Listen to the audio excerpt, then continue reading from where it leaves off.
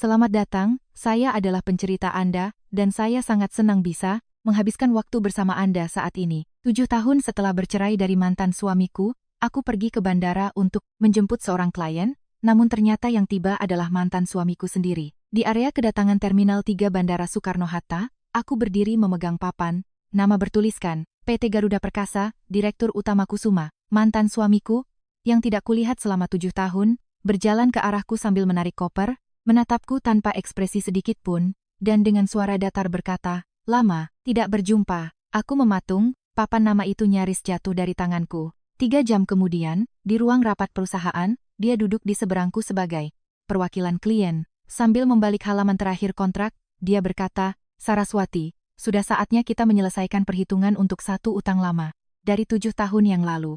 Aku berdiri di dekat pintu keluar, memegang papan putih bertuliskan spidol hitam tebal. PT Garuda Perkasa, Bapak Kusuma. Ujung-ujung karton itu sedikit kusut karena cengkramanku yang terlalu kuat. Bukan karena gugup, tapi karena aku sudah berdiri di sini selama 40 menit.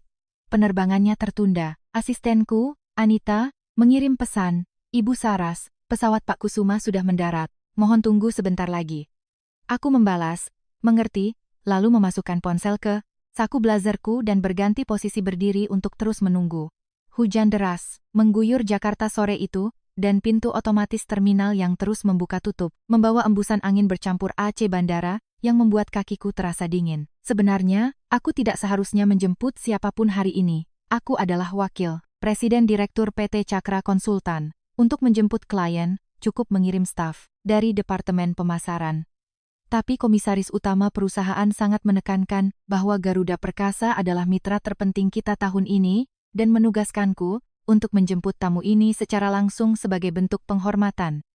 Aku sempat bertanya pada komisaris, siapa sebenarnya sosok Kusuma ini. Dia hanya terkekeh, "Nanti kalau sudah bertemu, kamu akan paham." Dia tidak mengatakan apa-apa lagi, dan aku tidak bertanya lebih jauh. Dalam bisnis konsultan kami, melayani klien adalah hal biasa. Siapapun yang datang, harus disambut dengan senyuman, dilayani dengan sopan, dan begitu kontrak ditandatangani misi selesai. Aku melirik jam tangan, pukul 14.20. Terdengar pengumuman dari pengeras suara, bahwa penerbangan dari Surabaya telah tiba. Aku sedikit merapikan postur tubuh, mengangkat papan nama lebih tinggi, dan mulai memindai kerumunan. Orang-orang keluar bergelombang, para pebisnis yang sibuk menelepon, keluarga muda dengan anak-anak, orang tua dengan troli bagasi, hingga pramugari berseragam. Aku menatap setiap orang, tapi tak ada satupun yang terlihat seperti Direktur Utama Kusuma. Aku baru saja berniat menelepon untuk memastikan, ketika tiba-tiba tatapanku membeku. Dari area pintu keluar, muncul seorang pria. Dia mengenakan jas tailored abu-abu, gelap, dengan turtleneck hitam di baliknya, celana bahan yang disetrika, sempurna, dan sepatu pantofel mengkilap. Posturnya tinggi, atletis, dan terlihat jauh lebih muda dari usianya. Satu tangannya menarik koper kabin mewah, sementara tangan lainnya memegang ponsel. Langkahnya tidak cepat dan tidak lambat, memancarkan aura ketenangan dan kepercayaan diri yang absolut. Jantungku berdegup kencang. Bukan karena dia adalah Bapak Kusuma, tapi karena dia adalah Baskoro. Mantan suamiku, yang telah bercerai denganku 7 tahun lalu. Dia jelas menyadariku juga. Langkahnya melambat sejenak, tatapannya tertuju pada wajahku selama sekian detik, lalu turun ke papan nama di tanganku, PT Garuda Perkasa, Kusuma. Wajahnya nyaris tak berubah, hanya sudut bibirnya yang sedikit berkedut, entah dia ingin menyeringai, atau ingin mengatakan sesuatu. Dia berjalan menghampiriku, berhenti, dan menatapku. Lama tidak berjumpa, suaranya masih sama, berat dan tenang seperti aliran sungai dalam. Aku membuka mulut, tapi kepalaku benar-benar kosong. Papan nama di tanganku perlahan turun, ujungnya membentur lututku dengan suara pelan. "Bas," suaraku sedikit gemetar. "Sedang apa kamu di sini?" Dia tidak menjawab pertanyaanku, melainkan melirik papan nama itu dan kembali menatap mataku. "Saras, kamu datang untuk menjemputku?" "Menjemputmu?" Aku secara naluriah menggelengkan kepala. "Aku menjemput Direktur Utama Kusuma dari..." Aku berhenti di tengah kalimat Garuda Perkasa, Direktur Utama Kusuma. Sedangkan nama belakangnya adalah Baskoro. "Tunggu." Aku mengganti nama belakangku. Ucapnya seolah bisa membaca pikiranku. "Kusuma adalah nama gadis ibuku." Aku berdiri di sana, masih mencengkeram papan nama konyol bertuliskan Kusuma, merasa seperti orang bodoh seutuhnya. 7 tahun. Aku telah membayangkan, pertemuan tak sengaja kami ratusan kali, di supermarket, di jalanan Sudirman, di pesta teman lama. Setiap kali membayangkannya, aku memikirkan apa yang akan kukenakan, apa yang akan kukatakan, dan ekspresi wajah seperti apa yang akan kutunjukkan padanya. Aku telah memikirkan berbagai skenario, kecuali satu. Dia adalah klienku, dan aku datang menjemputnya. Kamu. Aku menarik napas dalam-dalam, berusaha agar suaraku terdengar datar. Kamu Direktur Utama Garuda Perkasa? Aku mendirikan Garuda Perkasa 3 tahun lalu, jawabnya. 3 tahun. Berarti dia membangun perusahaan itu 4 tahun setelah perceraian kami. Dan aku tidak tahu, Departemen Pemasaran tidak tahu, Komisaris tidak tahu. Kami semua bernegosiasi dengan sosok Bapak Kusuma, dan tak ada yang menduga bahwa dia adalah Baskoro. Apakah dia sengaja melakukannya, atau ini hanya kebetulan? Bab, aku meralat ucapanku. Bapak Kusuma, selamat datang. Aku tahu siapa kamu, sela dia. Ibu Saraswati, Wakil Presiden Direktur PT Cakra Konsultan. Aku sudah mempelajari profilmu sejak lama. Kata-kata sejak lama jatuh ke telingaku seperti batu yang dilempar ke danau, yang tenang, menciptakan riak yang meluas. Dia sudah tahu, sebelumnya bahwa yang akan menjemputnya adalah aku. Dia sudah tahu bahwa perusahaannya sedang bernegosiasi dengan perusahaanku.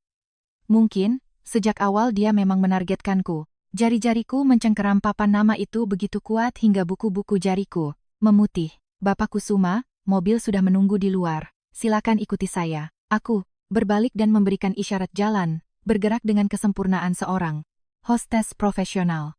Senyum sopan terpaku di wajahku tidak dingin, tidak juga hangat. Jarak yang sempurna. Baskoro menatapku, ada sesuatu yang melintas di matanya. Tapi aku tak sempat memahami apa itu. Ayo, katanya. Dia menarik kopernya mendahuluiku. Aku berjalan di belakangnya, menjaga jarak. 3 langkah, layaknya bawahan yang patuh. Tapi sebenarnya, isi kepalaku kacau, balau. 7 tahun. Kami tidak bertemu selama 7 tahun. Dia menjadi CEO, perusahaan besar, mengganti nama, status, berubah dari ujung kepala sampai ujung kaki. Satu-satunya yang tetap sama adalah matanya. Tenang, dalam, seperti pusaran air tanpa dasar. Dulu aku sangat memuja matanya, rasanya seperti ada bintang yang bersinar di sana. Tapi sekarang, saat menatapnya, aku hanya melihat rahasia yang tersembunyi. Di area parkir VIP, aku membuka pintu belakang Alphard kantor, mempersilakannya masuk. Dia menatapku, tapi tak bergeser dari tempatnya. Aku duduk di depan. Dia membuka sendiri pintu penumpang depan dan duduk. Aku terdiam sejenak, menutup pintu belakang, berjalan memutari mobil, dan duduk di kursi kemudi. Begitu pintu tertutup, keheningan menyelimuti kabin. Ini bukan keheningan biasa, melainkan tekanan yang membuat napas terasa berat. Waktu 7 tahun, jarak, ratusan kilometer, dan pertanyaan tak terucapkan yang tak terhitung. Jumlahnya semuanya termampatkan dalam ruang kecil mobil ini. Aku menyalakan mesin, keluar dari parkiran menuju tol Sediatmo. Kecepatan meningkat, pemandangan di luar jendela berubah menjadi garis-garis buram. Aku menatap lurus ke jalan, mencengkeram kemudi dengan kuat. Dari sudut mataku, aku melihat Baskoro menyandarkan punggungnya dan menatap keluar jendela. Bulu matanya panjang, dari samping terlihat seperti 2 kipas kecil. Dulu, aku sangat suka menatap profil wajahnya dari sudut ini dan berpikir betapa tampannya dia. Sekarang, aku hanya merasa tidak nyaman. Kapan kamu mengganti nama belakangmu? Tanyaku memecah keheningan. Suaraku terdengar lebih tenang dari yang kuduga. Di tahun kita bercerai, kenapa memakai nama ibumu? Dia masih menatap keluar jendela. Aku tidak mau ada sangkut pautnya lagi dengan urusan ayahku. Aku tidak bertanya lebih jauh. Aku tahu sedikit tentang urusan ayahnya. Ayahnya bangkrut, terjerat utang miliaran rupiah. Debt kolektor dan rentenir datang setiap hari. Ibu Baskoro tidak tahan dan pergi. Lalu ayahnya pun menghilang, meninggalkan putranya sendirian untuk membereskan semua kekacauan itu. Saat kami menikah, dia bilang keinginan terbesarnya adalah menghapus keluarga itu dari hidupnya selamanya. Dulu aku pikir itu diucapkan karena amarah sesaat. Sekarang, aku paham dia serius. Bagaimana kabarmu? Tiba-tiba dia bertanya. Pertanyaan itu membuatku lengah. Aku sempat tertegun sebelum menyadari dia berbicara padaku. Sangat baik. Dia mengangguk dan tidak bertanya apa-apa lagi. Keheningan kembali turun. Kami melaju di jalan tol selama 15 menit, dan dia tidak mengucapkan sepatah kata pun. Kupikir dia tertidur, dan saat berhenti di lampu merah simpang, susun tomang, aku menoleh. Dia tidak tidur. Matanya terbuka, tatapannya menerawang jauh. Dulu dia sering melakukan ini. duduk di kursi penumpang, diam, dan menatap ke depan, memikirkan urusannya sendiri. Saat itu, aku akan mengulurkan tangan, menggenggam telapak tangannya dan bertanya ada apa. Dia akan menjawab, tidak ada apa-apa, lalu meremas tanganku erat-erat. Sekarang, kedua, tangannya bertumpu di atas pahanya, sangat jauh dari tanganku. Aku memalingkan wajah dan kembali fokus menyetir. Terkadang, jarak memang tak bisa dijembatani, meski kau tinggal mengulurkan tangan. Sepanjang perjalanan menuju hotel, aku memikirkan satu hal, untuk apa dia datang. Garuda Perkasa adalah calon klien potensial kami. Departemen Pemasaran telah mengawal proyek ini selama 3 bulan. Dari diskusi brief awal, tender, hingga negosiasi komersial. Semua ditangani oleh Direktur Pemasaran kami, Pak Bima. Sebagai VP, aku hanya ikut sekali dalam negosiasi tingkat tinggi melalui Zoom. Saat itu, perwakilan dari pihak klien adalah pria paruh baya berkacamata, dengan jas formal, yang berbicara sangat profesional. Aku berasumsi dia adalah salah satu eksekutif puncak Garuda Perkasa. Kini aku sadar, itu pasti bawahan Baskoro. Dia sengaja tidak muncul di layar, sengaja menyembunyikan identitas. Kusuma. Dia sengaja menunggu hari ini, saat aku turun langsung ke bandara, untuk menampakkan diri di hadapanku. Untuk apa? Apa yang dia inginkan? Pertanyaan-pertanyaan itu berputar di kepalaku sepanjang jalan, tanpa jawaban. Aku memarkirkan mobil di lobi Hotel Mulia Senayan dan keluar untuk membantunya menurunkan koper. Saat dia mengambil gagang koper, jari-jarinya menyentuh tanganku. Sedarah es, seperti embusan AC bandara tadi, secara naluriah aku menarik tanganku. Dia menatapku, tapi tidak mengatakan apa-apa. Bapak Kusuma, silakan beristirahat hari ini. Besok jam 9 pagi, kita ada rapat di kantor. Baik, aku berbalik untuk pergi, tapi dia memanggilku. Saras, aku berhenti, tanpa menoleh. Terima kasih sudah menjemputku. Aku mengangguk, masuk ke dalam mobil, menutup pintu, dan menyalakan mesin. Melalui kaca spion, aku melihatnya berdiri di pintu masuk hotel bersama kopernya, mengantar kepergian mobilku dengan tatapannya. Sosoknya semakin mengecil hingga menghilang di balik tikungan. Aku membuang napas kasar, menepi di bahu jalan, dan menyandarkan kepalaku di atas kemudi. Jantungku berdetak kencang seolah mau melompat keluar dari dada. Ini bukan jatuh cinta lagi, ini adalah kepanikan. Kehidupan tenangku selama 7 tahun dijungkir balikkan hanya dengan satu kemunculannya. Aku pikir aku sudah lama melepaskan masa lalu. Tapi begitu melihatnya, aku sadar, terkadang kau merasa sudah melupakan seseorang padahal kenyataannya kau hanya menyembunyikannya di sudut paling gelap dari ingatanmu. Jika tidak disentuh, tidak akan sakit. Tapi sekali tersentuh, rasa sakitnya tak tertahankan. Ponselku bergetar. Anita, Ibu Saras, sudah bertemu dengan Pak Kusuma? Aku mengetik, sudah. Apakah ada yang perlu saya siapkan untuk rapat besok? Tidak perlu. Saya akan menyiapkan semuanya sendiri. Aku meletakkan ponsel, menyandarkan punggung ke kursi, dan memejamkan mata. Di pelupuk mataku terbayang wajah Baskoro. Sosoknya 7 tahun lalu, dan sosoknya, sekarang 2 bayangan tumpang tindih. Ada yang berubah, ada yang tetap sama. Wajahnya lebih tirus, tulang pipinya lebih tajam, ada kerutan halus di sudut matanya, dan tatapannya menyiratkan kelelahan. Tapi sepasang mata itu tetap sama tenang, dalam, menyembunyikan isi pikirannya. Aku menarik napas dalam-dalam, dan melajukan mobil. Besok ada rapat. Banyak yang harus kukerjakan. Apapun tujuannya, terjadilah apa yang akan terjadi aku pasti bisa melewatinya. Malam itu aku hampir tidak tidur. Gelisah di tempat tidur, sementara kejadian 7 tahun lalu berputar-putar di kepalaku. Kenangan yang kuanggap sudah terlupakan datang seperti air pasang, menghantamku gelombang demi gelombang. 7 tahun lalu, aku dan Baskoro sudah menikah selama 3 tahun. Kami bertemu di sebuah forum industri di Jakarta. Dia bekerja di Bank Investasi Nusantara, Capital, sedangkan aku di konsultan korporat. Kami berdua menjadi pembicara, dia di sesi pagi, aku setelah makan siang. Setelah presentasinya selesai, dia tidak pergi, melainkan tinggal untuk mendengarkanku. Ketika forum selesai, dia menghampiriku dan mengulurkan kartu nama. Baskoro, Nusantara Capital, Saraswati, Cakra Konsultan. Dia tersenyum. Presentasi Anda bagus sekali. Jauh lebih baik dari pria yang tampil pagi tadi. Aku tertawa, pria yang tampil pagi, tadi itu Anda. Jadi saya setuju, saya tampil lebih baik.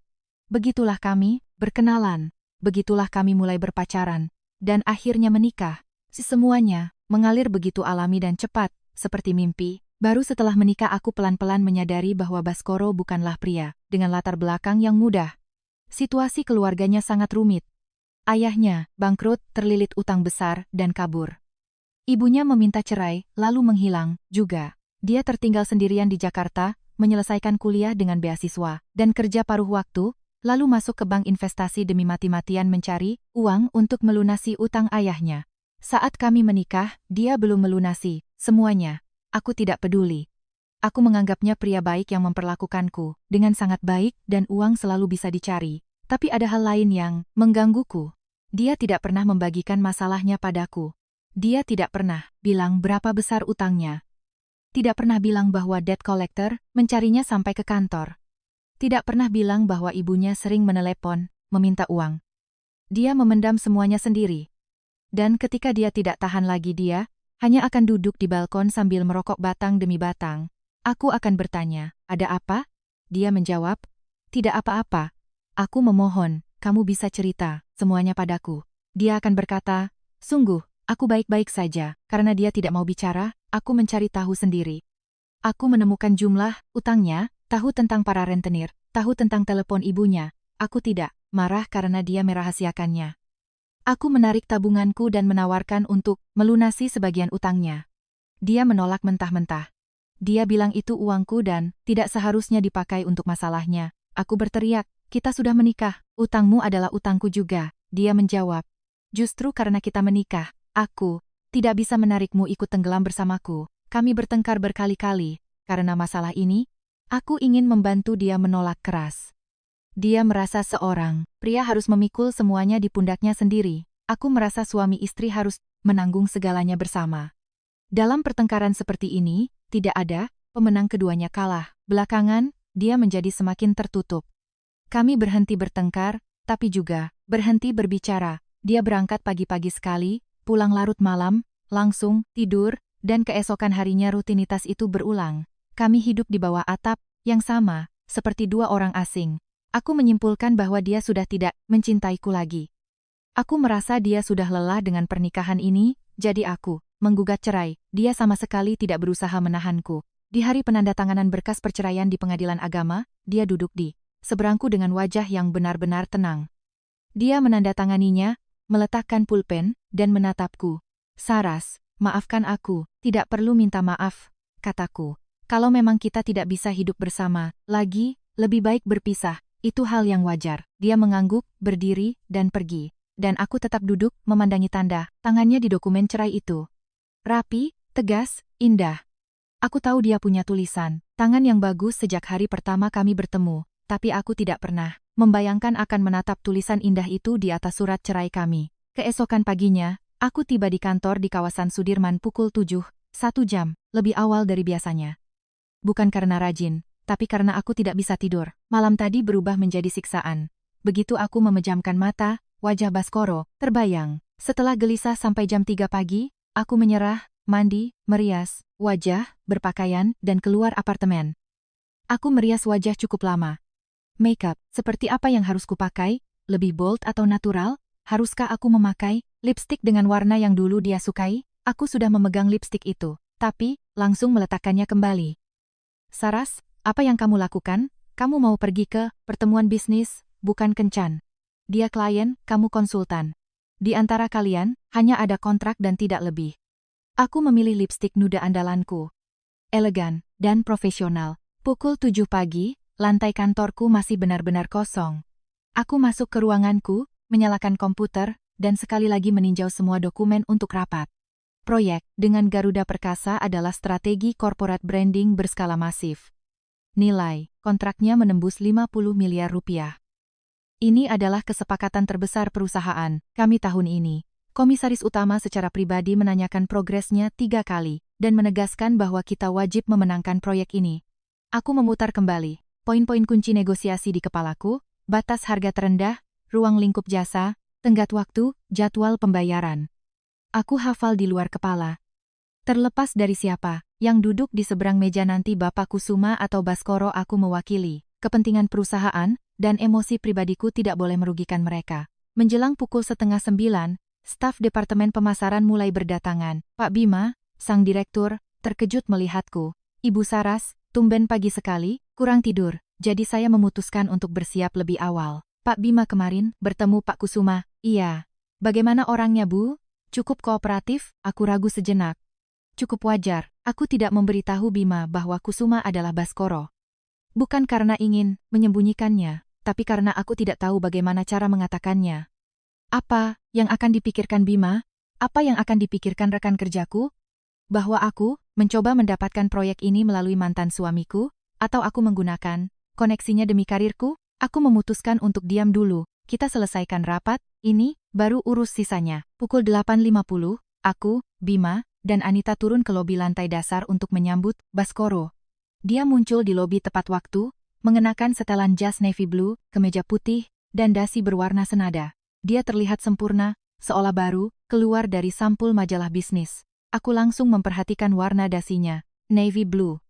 Dulu aku pernah bilang bahwa warna itu sangat cocok untuknya, membuatnya terlihat berwibawa dan elegan. Apakah dia ingat, atau hanya, kebetulan, selamat pagi, Bapak Kusuma.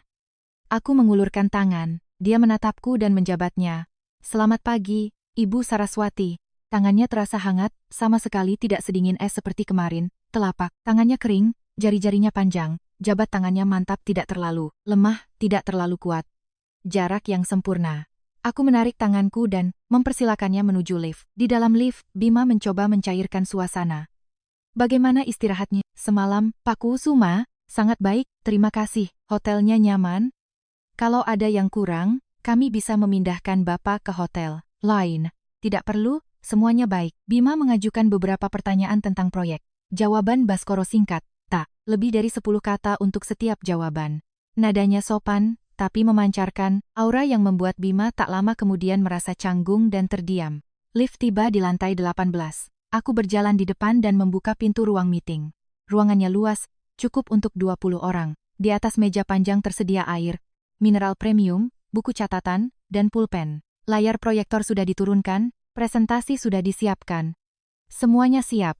Aku duduk di satu sisi meja, Baskoro, tepat di seberangku. Di sebelahku ada Bima dan Anita, di sebelahnya ada dua stafnya. Rapat dimulai. Pertama-tama Bima mempresentasikan profil perusahaan, kami dan status proyek, dilanjutkan oleh tim marketing mempresentasikan strategi, dan tim finance menjabarkan anggaran. Semua tampil brilian, desain, presentasinya elegan, datanya akurat, studi kasusnya meyakinkan. Baskoro hampir sepanjang waktu diam, mendengarkan dengan saksama dan sesekali membuat catatan di bukunya. Tapi tatapannya berulang kali beralih padaku. Bukan tatapan tajam yang lama, melainkan lirikan singkat, nyaris tanpa sadar, seolah dia mencoba memastikan sesuatu.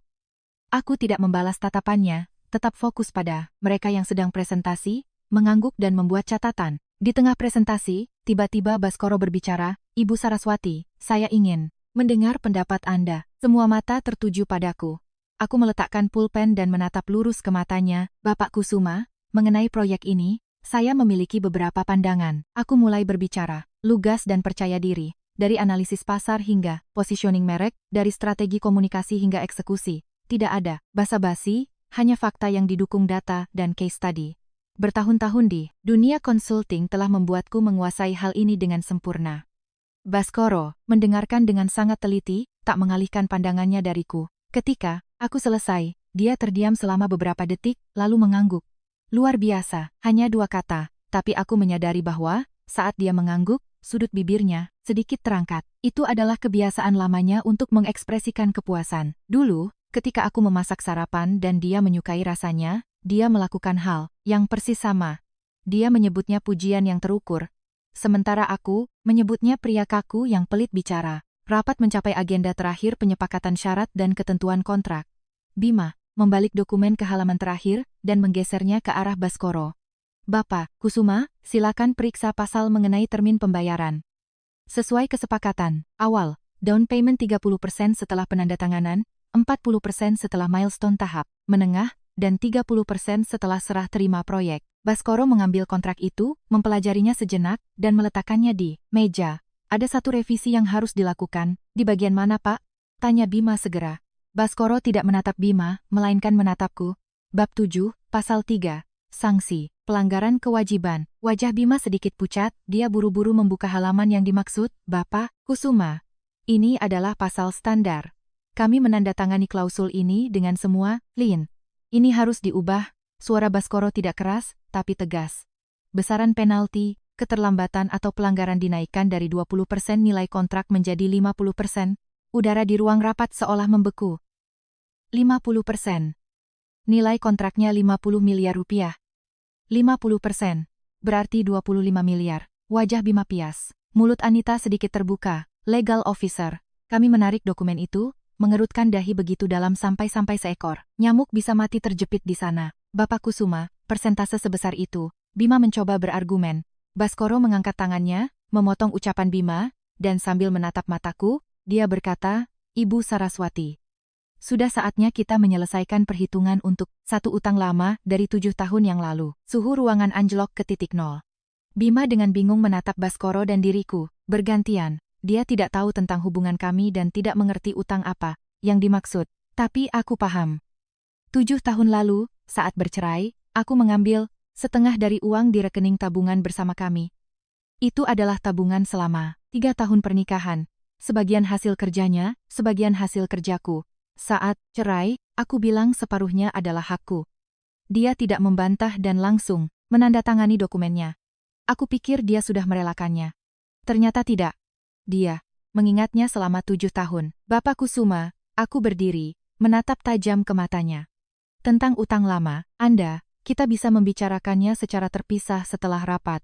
Tapi saat ini, kita sedang berada dalam pertemuan bisnis, dan kita sedang membahas klausul komersial. Penalti 50% tidak pernah ada presidennya di industri ini. Atas nama perusahaan, saya tegaskan bahwa kami tidak bisa menerima syarat ini. Baskoro bersandar di kursinya, ekspresi wajahnya tidak berubah, tapi ada sesuatu di matanya yang tak bisa kubaca. Anda yakin ingin berbicara berdua saja dengan saya, Ibu Saraswati? Saya yakin. Dia diam beberapa detik, lalu mengangguk. Baiklah. Dia berdiri dan merapikan jasnya. Rapat kita cukupkan sampai di sini. Atur waktunya, dan kita bicarakan semuanya. Begitu pintu tertutup di belakang dia dan timnya, Bima langsung menoleh padaku, Ibu Saras. Apa yang sebenarnya terjadi? Utang lama apa? Ibu kenal dengan beliau? Aku menarik napas panjang. Dia mantan suamiku. Mulut Bima membentuk huruf O. Pulpen jatuh dari tangan Anita. Ruang rapat menjadi begitu sunyi hingga hanya dengungan AC yang terdengar. Bima adalah orang yang cerdas dan profesional. Dia tidak memaksakan pertanyaan lebih lanjut di ruang rapat. Dia hanya mengangguk, berkata, saya mengerti, dan keluar bersama Anita. Aku tertinggal sendirian, menatap kontrak di hadapanku. Bab 7, Pasal 3, Penalti 50%. Utang lama. Benarkah dia mempermasalahkan uang itu? Tidak. Tabungan kami saat itu sekitar 600 juta rupiah. Aku mengambil separuhnya 300 juta. Untuk sosok Baskoro, yang sekarang, uang 300 juta ibarat setetes air di lautan. Dia tidak mungkin membangun perusahaan selama 3 tahun hanya untuk datang dan memeras penalti dariku. Lalu utang lama apa yang dia maksud? Aku menutup kontrak itu, menyandarkan punggung di kursi, memejamkan mata, dan mulai memutar waktu kembali. Periode sebelum dan selama perceraian kami penuh dengan keanehan yang tidak kupahami saat itu. Misalnya, kenapa dia tiba-tiba menjadi begitu dingin? 2 tahun pertama pernikahan kami berjalan indah, tapi di tahun ketiga dia mendadak berubah, berhenti berbicara padaku, menjauh, dan menghindari keintiman fisik. Aku bertanya ada apa? Dia menjawab tidak ada. Pasti, ada sesuatu yang terjadi padanya, tapi dia bungkam seperti patung. Kenapa dia menolak mentah-mentah uangku untuk melunasi utangnya? Dia bilang dia tidak mau menarikku tenggelam bersamanya. Saat itu aku mengira itu hanya ego, laki-laki yang terluka. Tapi sekarang, aku merasa dalam nadanya bukan sekadar penolakan, tapi ada upaya untuk melindungiku. Kenapa dia begitu mudah menandatangani surat cerai? Aku yang meminta cerai dia, tidak berusaha menahan. Aku bilang bagaimana kita akan membagi harta, dia tidak membantah. Apartemen kecil kami jadi milikku. Uang dibagi 2, dia menyetujui. Semuanya seolah sudah lama mempersiapkannya. Seolah dia memang menunggu hari itu tiba. Saat itu, 7 tahun lalu, aku juga menyadari keanehan-keanehan ini, tapi hatiku terlalu hancur. Aku sangat yakin bahwa dia tidak mencintaiku lagi, jadi dia tidak peduli. Aku terlalu sibuk menata kembali hidupku yang berantakan, hingga tidak punya energi untuk menyelidikinya. Tapi sekarang dia kembali, dengan perusahaannya, dengan utang lamanya, dan dengan sepasang mata yang sama, yang tak bisa dibaca. Dan semua pertanyaan yang kuabaikan selama 7 tahun itu, kini mengapung ke permukaan. Aku mengambil ponsel dan mengirim pesan pada Nisa. Bas kembali. Nisa adalah sahabatku sejak masa kuliah di UI, dan satu-satunya orang yang tahu seluruh kisah pernikahanku dari awal hingga akhir. Dia meneleponku detik itu juga. Kamu bilang apa? Dia kembali. Dia Direktur Utama Garuda Perkasa, klien terbesar kita tahun ini. Kemarin aku menjemputnya di Soeta. Nisa terdiam lama. Saras, kamu nggak apa-apa? Oh ya. Lalu apa maunya? Tanda tangan kontrak. Tapi dia mengajukan syarat gila. Menaikkan penalti dari 20 jadi 50%. Dia bilang sudah saatnya melunasi utang lama dari 7 tahun lalu. Utang apa? Aku nggak tahu. Tapi perasaanku bilang ini bukan soal pembagian harta, Gonojini. Lalu soal apa? Nis. Aku ragu sejenak. Waktu itu, sebelum kita cerai, apa kamu perhatikan? Ada yang aneh dari dia? Nisa berpikir. Aneh? Oh, sekitar 2 bulan sebelum kalian cerai, kita pernah makan siang bareng di Grand Indonesia. Kamu pergi ke toilet, lalu HP Bas berbunyi. Aku nggak sengaja lihat layarnya itu telepon dari rumah sakit. Aku nggak angkat, tapi setelah kamu balik, aku kasih tahu kamu. Kamu tanya dia, dan dia bilang itu cuma salah sambung. Rumah sakit? Aku mengerutkan kening. Ada satu hal lagi, tapi aku nggak yakin. Suara Nisa terdengar ragu. Sekitar setengah tahun setelah kalian cerai, aku lagi meeting di kawasan SCBD, dan lihat, dia keluar dari sebuah klinik kesehatan. Dia pakai topi dan masker medis, tapi aku langsung ngenalin dia. Cara jalannya nggak mungkin salah. Klinik apa? Aku lupa namanya. Semacam pusat medis spesialis. Waktu itu aku nggak terlalu mikirin, tapi sekarang kalau dipikir-pikir, ngapain dia sampai sembunyi-sembunyi, pakai masker dan topi kalau cuma mau ke dokter biasa? Jantungku berdetak lebih cepat. Telepon dari rumah sakit.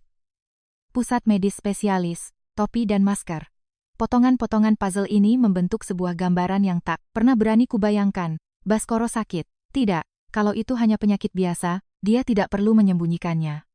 Kecuali penyakit itu begitu parah sampai dia tidak ingin aku tahu, dia tidak ingin menjadi beban. Dia lebih memilih bercerai, agar aku tidak harus memikul penderitaan itu bersamanya. Saras, kamu masih di sana? Aku di sini. Aku berusaha mengatur napas. Nis, tolong bantu aku. Bantu apa? Tolong cari tahu rumah sakit mana yang menelepon 7 tahun lalu itu. Aku masih simpan nomornya. Aku kirim sekarang. Oke. Aku menutup telepon, mencari nomor lama itu, dan mengirimkannya pada Nisa. Nomor itu tersimpan di ponselku selama 7 tahun dengan nama missed call.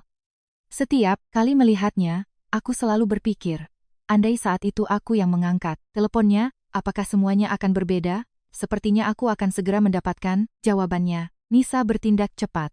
Keesokan harinya menjelang sore, sebuah pesan panjang masuk darinya. Saras, aku udah cari tahu semuanya. Telepon waktu itu dari RS, Kanker Darmais.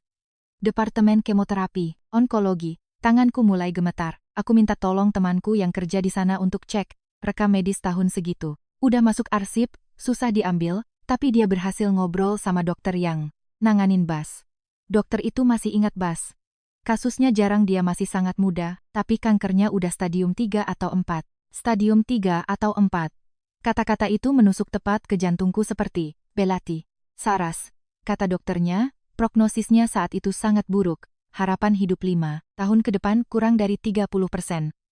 Kemungkinan besar, setelah tahu vonis itu, Bas mutusin buat cerai dari kamu. Dia nggak mau narik kamu ikut, hancur. Dia nggak mau kamu lihat dia. Kamu ngerti maksudku kan? Aku mengerti. Aku mengerti semuanya sekarang. Kenapa dia menolak keras saat aku ingin membantu membayar utangnya? Kenapa dia mendadak bersikap dingin? Kenapa dia begitu mudah menandatangani surat cerai?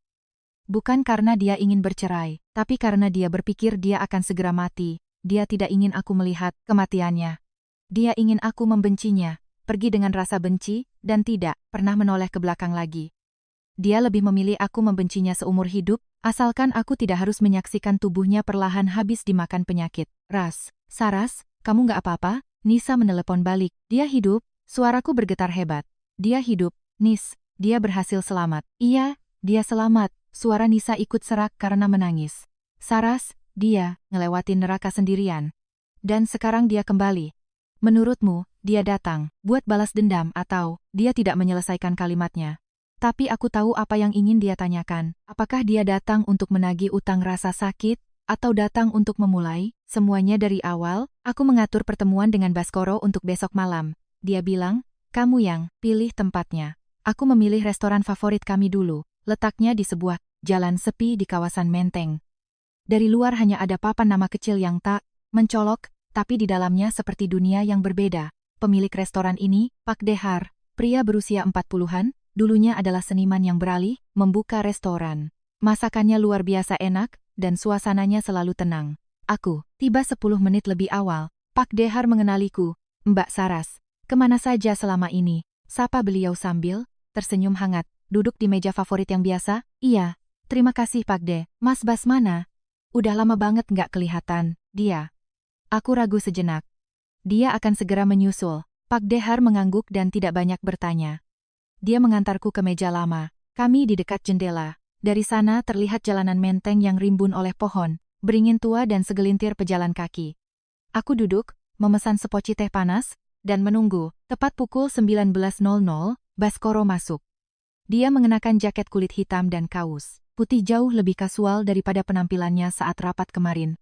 Pak Dehar, menyapanya, dia mengangguk sopan, menyapu pandangan ke sekeliling ruangan, lalu menatapku. Dia berjalan mendekat dan duduk di depanku. Kamu pilih tempat ini. Udah lama banget aku nggak kesini. Aku juga. Seorang pelayan membawakan buku menu.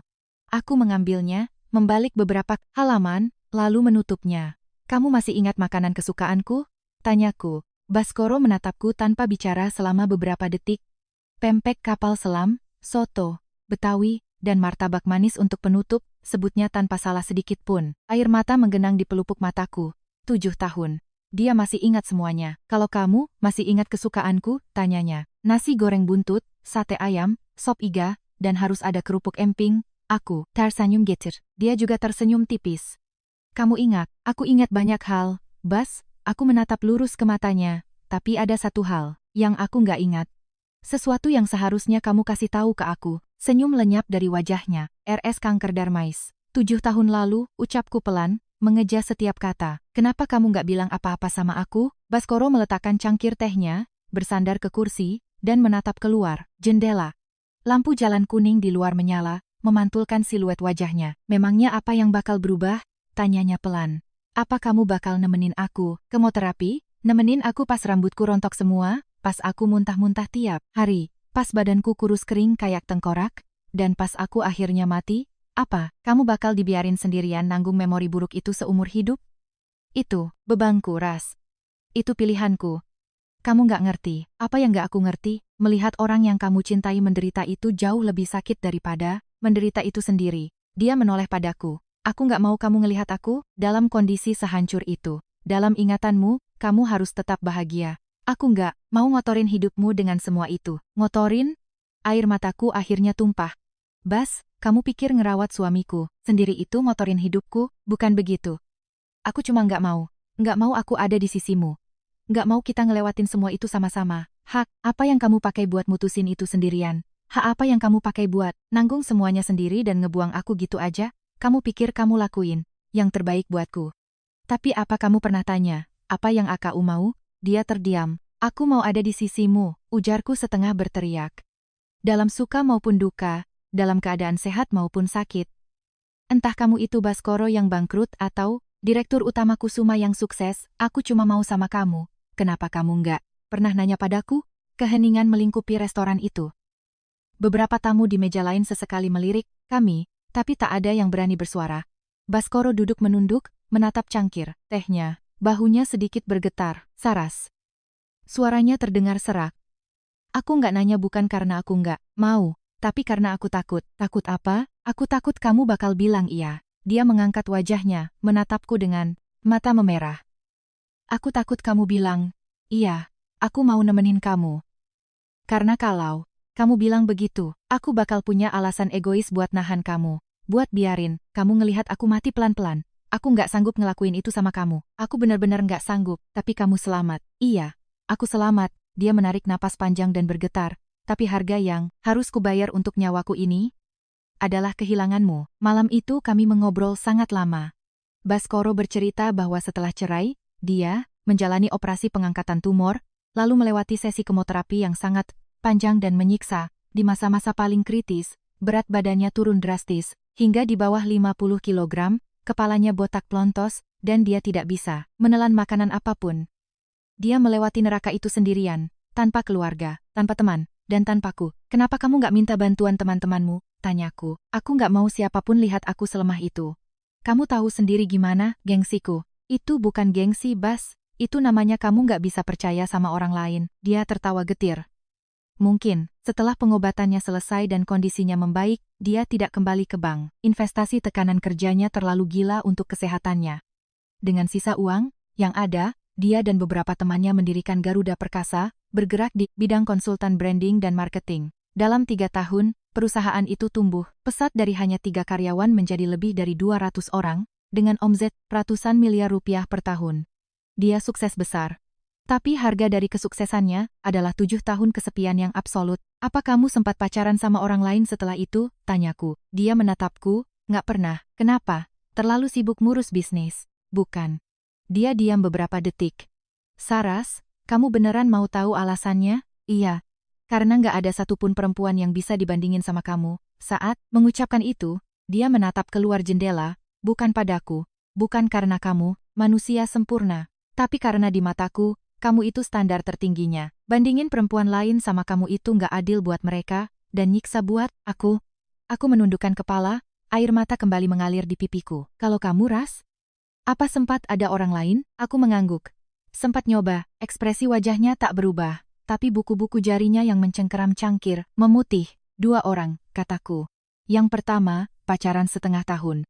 Dia putusin aku, karena katanya aku terlalu mandiri dan gak manja kayak mantannya. Yang kedua, jalan 3 bulan. Ketahuan dia diam-diam sering ikut blind date yang diatur ibunya. Akhirnya kita putus. Terus aku nyerah. Aku sibukin diri pakai kerjaan kantor, gak ada waktu. Mikirin cinta-cintaan. Beneran? Beneran. Aku menatap matanya. Dan itu bukan karena kamu. Emang kebetulan aku belum ketemu laki-laki yang pas aja. Dia tersenyum tipis. Dulu ucapanmu gak setajam ini. Dulu aku terlalu naif dan gampang percaya omongan orang. Sekarang udah beda. Terus sekarang aku cuma percaya sama diriku sendiri. Dia menatapku, dan dalam tatapannya ada campuran rasa sakit dan kelegaan yang aneh. Kamu berubah, Saras. Banyak yang berubah, tapi dari kalimat yang kamu ucapin barusan, aku sadar ada satu hal yang gak berubah dari kamu. Apa itu? Gak ada satupun perempuan yang bisa dibandingin sama kamu. Aku menatap, tepat ke manik matanya. 7 tahun lalu, kamu ngomong hal yang persis sama. Saras, kamu adalah orang terbaik yang pernah hadir di hidupku. Kamu ingat, dia terpaku. Kamu masih ingat, aku ingat semuanya. Semua yang pernah kamu bilang. Makanya aku marah banget sama kamu. Marah karena kamu gak ngasih aku kesempatan buat nemenin kamu. Bas, kamu pikir dengan nyembunyiin ini kamu lagi ngebantu aku? Tahu nggak apa yang paling ngebantu aku? Kalau kamu jujur dan ngasih aku kebebasan buat milih. Dia menundukkan kepalanya dan terdiam cukup lama. Maafin aku, Saras. Suaranya nyaris tak terdengar. Aku salah. Iya. Kamu memang salah besar. Kataku mantap. Tapi aku udah nggak marah lagi sama kamu. Dia mengangkat wajahnya yang basah oleh air mata. Kenapa? Aku menarik napas panjang. Karena yang paling penting sekarang adalah kamu masih hidup. Kamu selamat, dan bagiku itu sudah lebih dari cukup. Malam itu kami sama sekali tidak membahas kontrak. Bukan karena lupa, tapi karena tidak mau. Semua yang ingin kukatakan secara personal, sudah kuungkapkan di restoran itu. Semua yang ingin dia jelaskan, juga sudah dia katakan. Sisanya, hanyalah murni urusan bisnis. Keesokan harinya, aku menugaskan tim legal untuk menyiapkan draft revisi kontrak. Klausul penalti dikembalikan ke angka normal 20%. Aku sendiri yang mengantarkan dokumen itu ke Hotel Baskoro. Dia mengambil pulpen dan langsung menandatanganinya tanpa membaca isinya. Nggak mau dibaca dulu? Tanyaku. Nggak perlu. Gimana kalau aku ubah penaltinya jadi 80%? Dia tersenyum. Kamu nggak mungkin ngelakuin itu. Kok bisa seyakin itu? Karena kamu tetaplah Saras yang aku kenal. Aku mengambil kontrak yang sudah ditandatangani dan berbalik menuju pintu. Saras, aku berhenti berjalan. Urusan bisnis udah selesai. Terus, gimana dengan urusan kita? Aku tidak menoleh. Urusan kita apa? Kamu tahu apa maksudku? Aku menghela napas panjang, membalikkan badan, dan menatapnya. Apa yang mau kamu sampaikan, Bas? Dia berjalan mendekat dan berdiri tepat di depanku, menunduk menatap mataku. Aku mau bilang, bahwa 7 tahun lalu aku bikin keputusan yang sangat salah. Aku pikir, aku lagi ngelindungin kamu, padahal nyatanya itu murni keegoisanku. Aku takut kamu ngelihat aku lemah. Takut kamu jijik, benci, dan akhirnya pergi. Tapi aku bodoh karena nggak sadar, tepat di detik aku ngedorong kamu menjauh, Detik itulah aku udah kehilangan kamu. Air mataku mulai menggenang. Aku tahu aku nggak punya hak buat ngomong begini, lanjutnya dengan suara pelan. Tapi aku pengen kamu tahu, selama 7 tahun ini, nggak ada satu hari pun aku nggak mikirin kamu. Bukan karena aku kesepian, tapi karena kamu adalah satu-satunya orang yang pantas untuk terus kuingat. Bas, tolong dengerin aku sampai selesai. Dia menarik napas dalam-dalam. Aku nggak minta kamu maafin aku sekarang. Aku juga nggak maksa kita balikan detik ini, juga.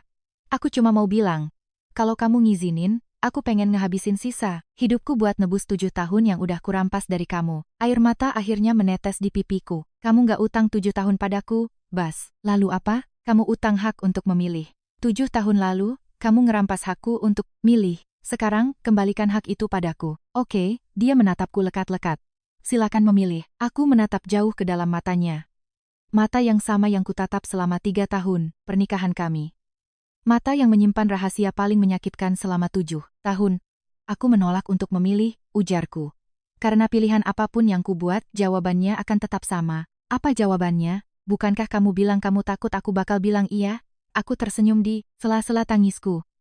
Apa sekarang kamu masih takut? Dia menatapku, dan air mata juga jatuh membasahi wajah tampannya. Aku takut, jawabnya bergetar. Tapi kali ini, ketakutan ini sangat sepadan. Kontrak berjalan sukses. PT Garuda Perkasa resmi menjadi klien raksasa kami, dan Baskoro menjadi tamu yang paling sering muncul di kantor kami. Minimal seminggu, sekali dia mampir. Kadang untuk rapat proyek, kadang ngajak makan siang di Pacific Place, atau kadang dengan alasan receh kebetulan lewat padahal cuma mau numpang ngopi. Orang-orang di kantor akhirnya tahu bahwa dia mantan suamiku tapi tidak ada yang berani bergosip murahan. Pak Bima sudah memberi peringatan keras. Siapa yang berani gosipin kehidupan pribadi Bu Saras, bakal berhadapan sama saya. Tapi semua orang paham situasinya.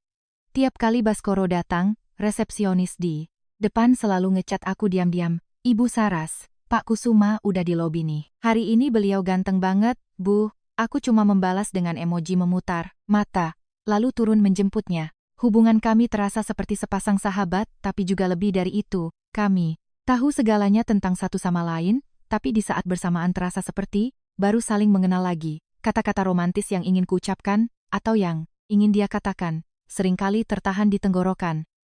Bukan karena tidak mau, tapi karena kami berdua masih sangat berhati-hati. Kami takut merusak keseimbangan yang baru terbangun ini. Takut kalau kami terlalu buru-buru. Kami sadar bahwa kami bukan lagi orang yang sama seperti dulu. Suatu malam setelah lembur, dia mengantarku pulang. Kami berdiri di depan lobi apartemenku di Setiabudi, menatap lampu-lampu jendela yang menyala di gedung itu. Kamu masih tinggal di sini? Iya. Setelah cerai aku nggak pernah pindah. Kenapa? Udah nyaman aja. Dia terdiam sebentar. Ras, aku boleh mampir ke atas? Aku mengangguk. Kami naik lift dalam diam. Di depan pintu, aku mengeluarkan kunci. Tanganku sedikit gemetar, aku harus memutar kunci 2 kali sebelum pintunya terbuka. Dia masuk dan mengedarkan pandangan ke ruang tamu. Apartemennya kecil tapi sangat rapi. Sofa abu-abu terang, vas berisi bunga lili putih di meja kaca, beberapa buku, dan TV flat di sudut ruangan. Semuanya kelihatan beda. Komentarnya, iya, aku ganti semua perabotannya. Buat apa? Karena di perabotan lama terlalu banyak jejakmu. Dia melirikku sebentar tapi tidak membalas ucapanku. Aku mengambilkan segelas air dingin untuknya. Dia duduk di sofa, aku duduk di kursi tunggal di seberangnya. Boleh aku tanya sesuatu? Tanyanya, tanya aja. Kamu bilang di perabotan lama terlalu banyak jejakku. Apa itu artinya? Selama ini kamu nggak pernah bisa ngelupain aku? Jari-jariku mencengkeram gelas lebih erat. Kamu mampir ke sini cuma buat nanya. Itu? Gak cuma itu. Dia meletakkan gelasnya dan menatapku serius. Saras, ada yang mau kusampaikan. Garuda Perkasa akan buka kantor cabang utama di Jakarta. Aku bakal pindah dan stay di sini permanen. Jantungku seperti berhenti berdetak sejenak. Untuk berapa lama? Tergantung. Dia menatap langsung ke mataku. Mungkin selamanya. Kenapa? Karena di kota ini ada seseorang yang pengen kulihat setiap hari. Aku menunduk menatap air di dalam kelasku. Pantulan lampu ruangan bergoyang di permukaannya. Bas, kamu paham kan konsekuensi dari omonganmu ini? Paham. Kamu nggak takut kalau aku nolak kamu lagi? Takut, jawabnya pelan. Tapi kayak yang udah pernah ku bilang, kali ini, semuanya sangat sepadan. Aku mengangkat wajah dan menatapnya. Matanya persis sama seperti 7 tahun lalu. Dalam, tenang, dan memikat. Tapi kali ini ada hal lain di sana. Tidak ada lagi rahasia yang ditutupi, yang ada hanya kejujuran yang tulus. Kalau kamu berani menghilang satu kali lagi, Baskoro Kusuma, aku benar-benar akan membunuhmu. Matanya berbinar cerah, anggap aja ancaman itu nggak pernah kudengar. Aku berdiri. Udah malam, besok kamu ada meeting pagi. Dia ikut berdiri sambil tersenyum lebar. Oke. Aku pulang sekarang. Dia berjalan ke pintu, memakai sepatunya, memegang gagang pintu, lalu menoleh ke belakang. Sampai ketemu besok, Saras. Sampai ketemu besok. Pintu tertutup. Aku bersandar di dinding, mendengarkan detak jantungku yang berpacu gila-gilaan. Sampai ketemu besok. Aku butuh waktu 7 tahun untuk bisa kembali mendengar kalimat sederhana itu darinya. Baskoro resmi menetap di Jakarta. Dia menyewa apartemen mewah di kawasan Mega, Kuningan, tak jauh dari kantorku. Rutinitas paginya selalu sama. Bangun jam 7, jogging, sarapan, lalu mampir ke kantorku sebelum kerja. Kami jadi sering menghabiskan waktu bersama. Bukan cuma urusan kerjaan. Kami makan siang bareng, pulang kerja bareng. Dan kalau weekend kami nonton bioskop atau ngopi santai di Senopati. Dia kembali menjadi Baskoro yang sama persis saat pertama kali kami pacaran. Lembut, penuh perhatian, dan sangat menjaga perasaanku. Tapi aku bukan lagi perempuan muda 7 tahun lalu. Aku tidak lagi gampang meleleh cuma karena dibelikan buket bunga mawar, tidak lagi tersipu cuma karena dibukakan pintu mobil, dan tidak lagi menganggap cowok yang ingat tanggal ulang tahun adalah jaminan cinta sejati. Aku butuh waktu. Waktu yang akan membuktikan segalanya. 3 bulan kemudian, di hari Sabtu, dia membawaku melihat unit apartemen yang baru saja dibelinya. Di sebuah kawasan elit Kebayoran Baru, luasnya 140 meter persegi, dengan 3 kamar tidur dan ruang tengah yang sangat luas. Desain interiornya minimalis, dominasi warna putih gading dan material kayu jati terang. Sangat nyaman dan hangat. Gimana menurutmu? Tanyanya sambil berdiri di tengah ruang keluarga. Bagus banget. Jendela kamar utamanya menghadap selatan, pencahayaannya bakal bagus. Dia membuka sedikit pintu kamar utama. Aku mengintip dari luar, tapi tidak masuk. Kamar tidur tamu juga menghadap selatan. Itu kusiapkan buat kamu, tambahnya, santai. Aku menoleh. Buatku, dia berjalan mendekat. Saras, aku nggak tahu gimana ujung hubungan kita nanti. Tapi aku pengen kamu tahu satu hal. Kamu selalu ada di rencana masa depanku. Entah kamu mau atau enggak, kamu udah ada di situ. Aku terdiam. Kamu mikir aku egois lagi ya? Dia tertawa miris. Mutusin semuanya sepihak. Lagi? Bukan. Aku lagi mikirin hal lain. Mikirin apa? Gimana caranya kamu mau ngelunasin utang waktu 7 tahun yang kamu ambil dariku? Dia tertegun sejenak, lalu tersenyum hangat. Aku udah mikirin solusinya. Aku bakal cicil. Setiap bulan, aku bakal bayar utang itu pakai 1 hari penuh. Waktuku buat ngebahagiain kamu. Hari ini adalah cicilan pertamanya. Mata pria itu memerah. Saras, aku belum janji apa-apa lo ya. Aku tersenyum menggoda. Kita lihat saja nanti, usahamu. Dia maju selangkah dan menggenggam kedua tanganku erat.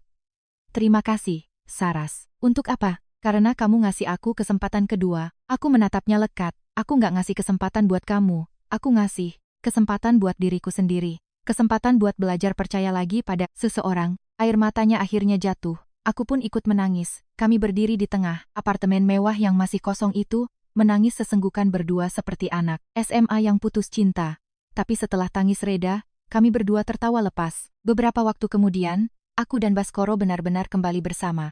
Kami belum mendaftar lagi ke KUA, kami hanya memutuskan untuk tinggal bersama dulu. Dia bilang buku nikah itu urusan gampang, yang terpenting adalah hati kami sudah kembali bersatu. Suatu hari saat bersantai di sofa, aku iseng menyindirnya. Terus, kapan kamu mau ngelamar aku lagi? Dia gelagapan sebentar, lalu tertawa. Kamu buru-buru banget, Bu Bos. Nggak sih, cuma penasaran. Dia pura-pura berpikir keras. Mungkin nunggu tabunganku cukup buat beli 1 apartemen lagi. Loh, kan kamu udah punya yang ini. Apartemen ini kan atas nama kamu. Hah? Apa? Sertifikat hak milik apartemen ini atas nama kamu? Saras, dia menatap langsung ke mataku dengan serius. Waktu aku beli unit ini, aku udah niat, nggak peduli. Pada akhirnya kita bisa balikan atau enggak, tempat ini milikmu. Ini kompensasi terkecil yang bisa kuberikan atas semua utangku padamu. Mataku kembali berkaca-kaca. Bas, kamu benar-benar laki-laki bodoh. Iya, aku memang bodoh. Dia tertawa renyah. Saking bodohnya, butuh waktu 7 tahun dan kanker stadium akhir buat ngajarin aku 1 pelajaran paling berharga dalam hidup. Pelajaran apa? Kalau kamu mencintai seseorang, bicaralah. Apapun ujiannya, seburuk apapun keadaannya, kamu harus ngomong. karena kalau kamu jujur, pasanganmu bisa menanggung semuanya bersamamu. Tapi kalau kamu diam dan sok kuat, dia akan menderita sendirian dalam ketidaktahuan. Aku memeluknya erat, membenamkan wajahku di dadanya yang kini berdetak dengan sehat. Bas, apapun yang terjadi di masa depan, kamu harus cerita semuanya ke aku, oke? Kabar baik atau kabar buruk, oke? Jangan pernah lagi sok pahlawan dan nanggung beban berat sendirian. Oke, kamu cuma bisa jawab oke dari tadi, gumamku sebal. Dia mengeratkan pelukannya dan mencium puncak kepalaku. Aku lagi latihan nurut, sama istri. Latihan jadi suami yang ideal. Aku tertawa lepas dan tulus. Di luar jendela, matahari Jakarta bersinar sangat cerah. Sinarnya menerobos masuk, memantul di lantai kayu, menyirami ruangan itu dengan warna keemasan. Aku bersandar nyaman di bahunya, menikmati hangatnya matahari, dan menyadari satu hal, semuanya tidak sia-sia. Semua air mata, penderitaan, dan penantian panjang itu setimpal.